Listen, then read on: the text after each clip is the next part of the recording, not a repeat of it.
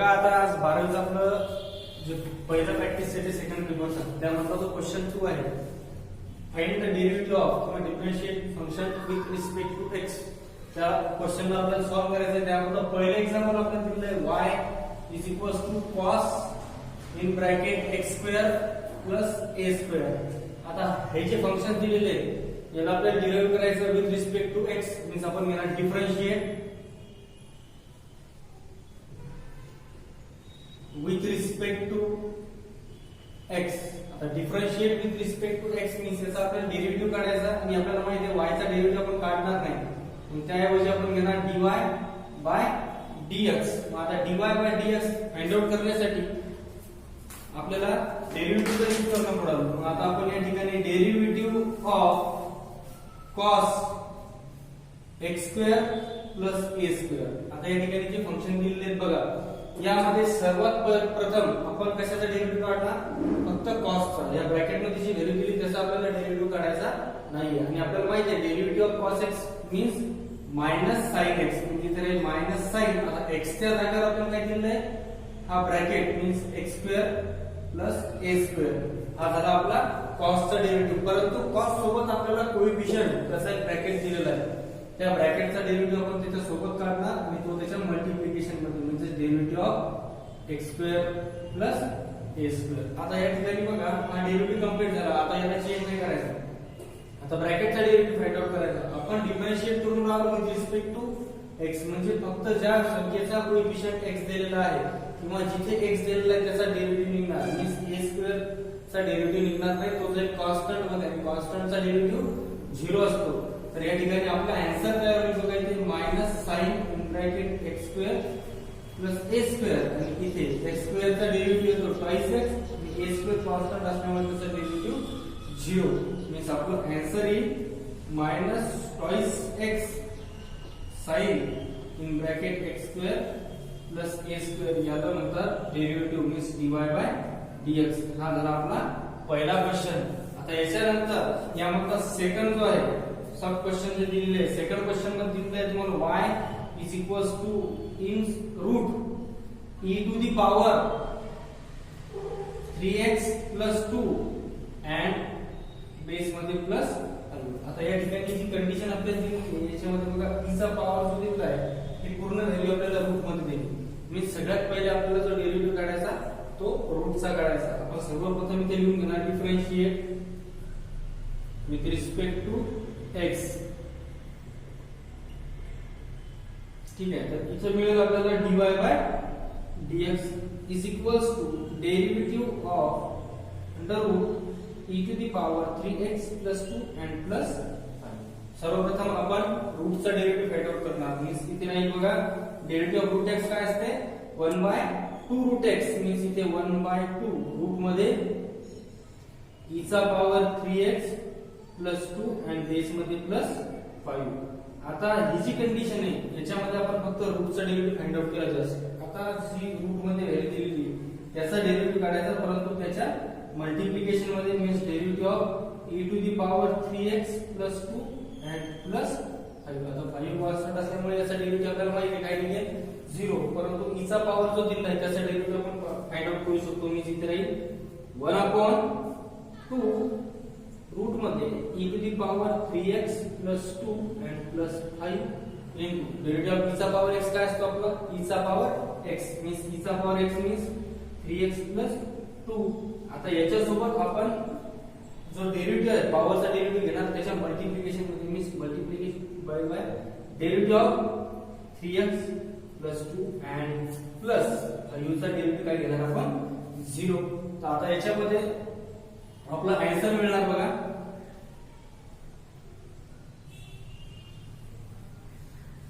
dy by dx is equals to जी condition दिलेली आहे ती पहिले जशीच्या तशी घेऊन टाकणार आपण 2 अंडर रूट मध्ये e to the power 3x plus 2 and plus 5 multiplied by e to the power 3x plus 2. आता या 3x प्लस 2 चा डेरिव्हेटिव्ह काढायचा. 3 चा कोएफिशियंट x दिला म्हणून आपण याचा डेरिव्हेटिव्ह फाइंड आउट करणार आणि 2 हा कॉन्स्टंट आहे म्हणजे इथं मल्टिप्लिकेशन मध्ये ब्रॅकेट मध्ये काही 3 इन ब्रॅकेट 1 प्लस 0 आणि हा जो लास्टचा 0 हा घ्यायचा का नाही. म्हणजे याचा डेरिव्हेटिव्ह जो आहे तो निघाला आपला dy dx is equal to e to the power 3x plus 2 आणि हे 3 मल्टिप्लिकेशन मध्ये असल्यामुळे आपण अगोदर घेणार म्हणजे 3 e to the power 3x plus 2 upon 2 in root e to the power 3x plus 2 plus 5. हे झालं आपलं सेकंड एक्झाम्पल. आता याच्यामध्ये थर्ड एक्झाम्पल बघा. थर्ड एक्झाम्पल मध्ये आपल्याला दिलेलं आहे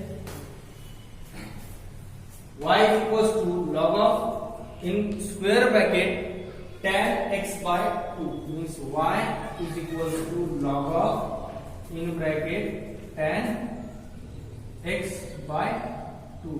याचा आपल्याला डेरिव्हेटिव्ह फाइंड आउट करायचा आहे. म्हणजे differentiate with respect to x.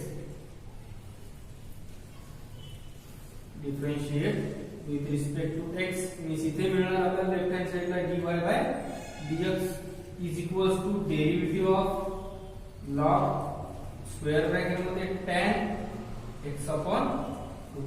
सगळ्यात पहिला डेरिव्हेटिव्ह आपण काढणार फक्त log चा मीन्स इथे राहील derivative of log x 1 upon x x च्या जागेवर हा जो ब्रॅकेट दिलाय हा आपण घेणार tan x by 2. आता log चा डेरिव्हेटिव्ह काढून झाल्याच्या नंतर आपल्याला डेरिव्हेटिव्ह काढायचा ब्रॅकेट मध्ये असलेल्या व्हॅल्यूचा means into derivative of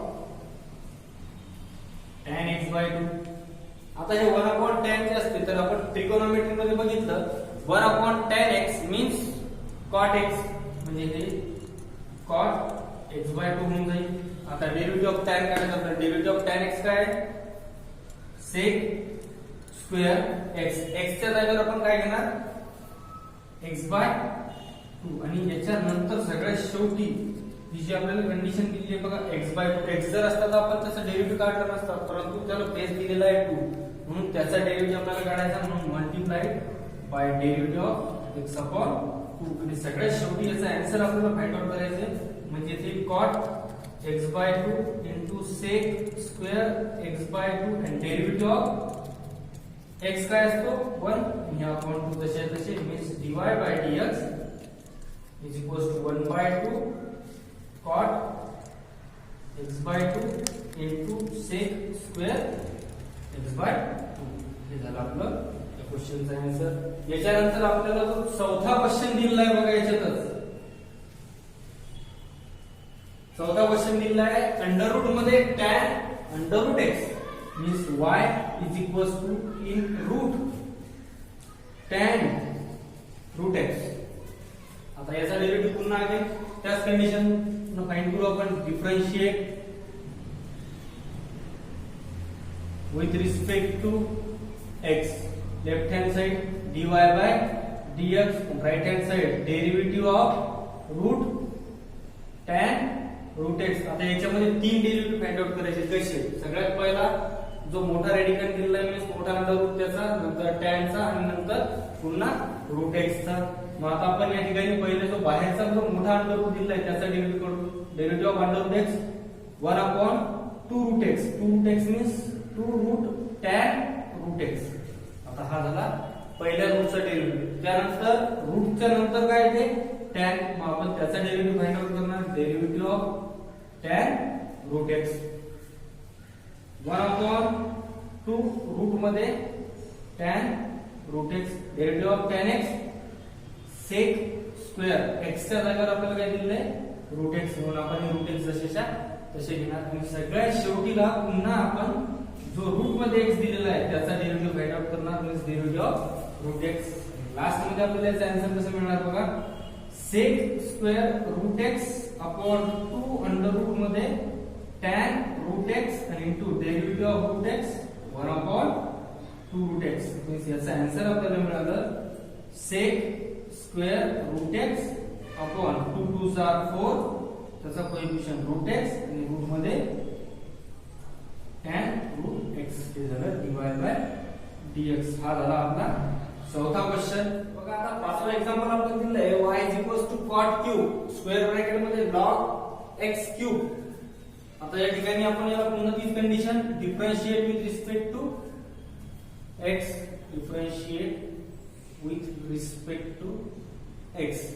left hand साइडला आपल्याला मिळणार dy by dx is equals to derivative of cot cube bracket मध्ये log x cube square bracket complete. आता सगळ्यात पहिले इथे आपल्याला जी कंडिशन दिली आहे cot क्यूब, तर सगळ्यात पहिले आपल्याला कशाचा डेरिव्हेटिव्ह काढणं पडेल, कॉटचा का क्यूबचा. तर सगळ्यात पहिले आपल्याला डेरिव्हेटिव्ह काढणं पडेल त्याच्या क्यूबचा मीन्स पॉवरचा, ज्याच्यासाठी आपण फॉर्म्युला यूज करतो x to the power n चा. म्हणजे इथे डेरिव्हेटिव्ह कसं मिळेल बघा, 3 cot स्क्वेअर पॉवर मधले 3 मल्टिप्लिकेशन मध्ये येतील आणि पॉवर मधून 1 मायनस होऊन जाईल आणि ब्रॅकेट मधली व्हॅल्यू तशीच्या तशी log of x cube.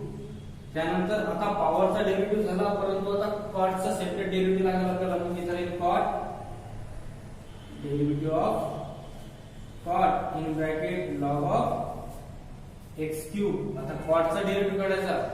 cot चा डेरिव्हेटिव्ह कसा निघेल, पहिली ही कंडिशन जशी तशी 3 cot square log of x cube derivative of cot x minus cosec square x. मग याला आपण लिहिणार मायनस कोसेक स्क्वेअर x च्या जागेवर आपल्याला काय दिलं आहे, log x चा क्यूब.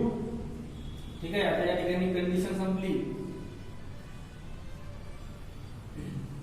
आता हे जे मायनसचं साइन आहे मल्टिप्लाय मध्ये असल्यामुळे प्रत्येक वेळेस मल्टिप्लिकेशनचं साइन आहे, म्हणून हे जे मायनसचं साइन आहे ते आपण अगोदर घेऊ शकतो. मीन्स याला आपण असं लिहू शकतो बघा, -3 cot स्क्वेअर स्क्वेअर ब्रॅकेट मध्ये log x क्यूब. ठीक आहे, into cosec square log x चा क्यूब. आता याच्या सोबत एक कंडिशन राहिली आपली, derivative of log of x cube. आता इथे आपल्याला फक्त log चा डेरिव्हेटिव्ह काढायचा आहे. मग log चा डेरिव्हेटिव्ह कसा येईल, derivative of log 1/x means 1/x चा क्यूब आणि सगळ्यात शेवटी डेरिव्हेटिव्ह ऑफ x क्यूब. आता ही कंडिशन बघा पूर्ण आपल्याला एका सोबत घ्यायची, म्हणजे ते लिहिणार आपण -3 cot स्क्वेअर स्क्वेअर ब्रॅकेट मध्ये log of x cube bracket complete. त्याच्यानंतर कोसेक स्क्वेअर ब्रॅकेट मध्ये log ऑफ x क्यूब.